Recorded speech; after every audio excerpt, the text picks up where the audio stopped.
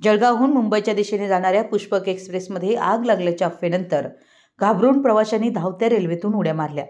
याचवेळी विरुद्ध दिशेने येणाऱ्या बंगळुरू एक्सप्रेसने उड्या मारलेल्या प्रवाशांना चिरडल्यानं भीषण दुर्घटना घडली आहे।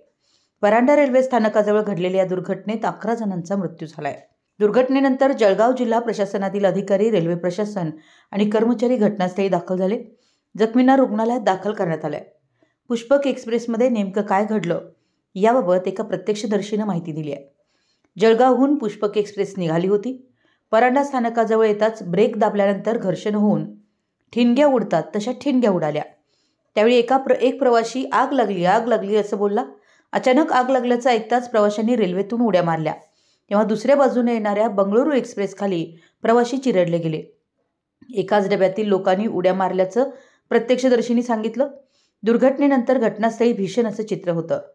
ट्रॅकवर शीर कापलेल्या, हातपाय तुटलेल्या अवस्थेतील मृतदेह पडले होते। मुख्यमंत्री देवेंद्र फडणवीस यांनी ही दुर्घटना दुर्दैवी असल्याचं म्हटलंय। प्रशासन जखमींच्या उपचारासाठी व्यवस्था करत आहे। घटनास्थळी 8 रुग्णवाहिका दाखल झाल्यात। परिस्थितीचा आम्ही आढावा घेत असल्याचं त्यांनी सांगितलं। मंत्री गिरीश महाजन, पोलीस अधीक्षक, जिल्हाधिकारी घटनास्थळी दाखल झाले आहेत। जखमींवर उपचारासाठी तातडीने व्यवस्था करण्यात येते।